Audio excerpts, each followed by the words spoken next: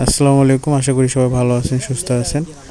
চলে আসছি বালাসীঘাটের চরে। একদম আমরা কিন্তু এই দূর থেকে যে গ্রামটা দেখতে পাচ্ছিলাম, একদম কাছাকাছি চলে আসছি। এটা কিন্তু সাধারণ জনগণরা, তাদের কিন্তু নিজস্ব জমি, এগুলো আসলে পৈতৃক সম্পত্তি বলা চলে। কারণ দেখা যায় যে ওই পাশ থেকে জমি ভাঙতে ভাঙতে এই জায়গায় চর হয়েছে, সেই চরের মালিকানাধীন আর কি এরা নিছে। কারণ নদী তাদের এই জমিগুলো সব নিয়ে নিয়েছিল একটা সময়, আবার কিন্তু ফিরে দিছে সময়ের পরিবর্তনে, যুগের পর যুগ কেটে যাওয়ার পরে আবার বংশধররা এই জমিগুলো পাইছে আর কি। গ্রামের চরের আসলে জীবনযাপন কিন্তু খুবই সাধারণ। এখানে আপনি অতি সাধারণ মানুষকেই দেখতে পারবেন। এদের মনের মধ্যে কোনো শয়তানি বা বদমাইশি নাই। শহর অঞ্চলে যেরকম থাকে ওরকম কোনো কিছু না। এখানকার মানুষরা সবসময় তাদের কর্ম নিয়ে ব্যস্ত থাকে।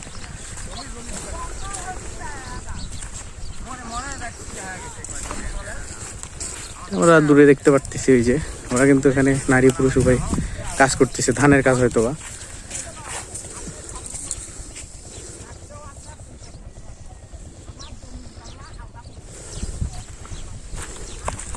দেশি গরু, সবকিছু মিলে চর অঞ্চলের অভিজ্ঞতাটা ছিল অসাধারণ।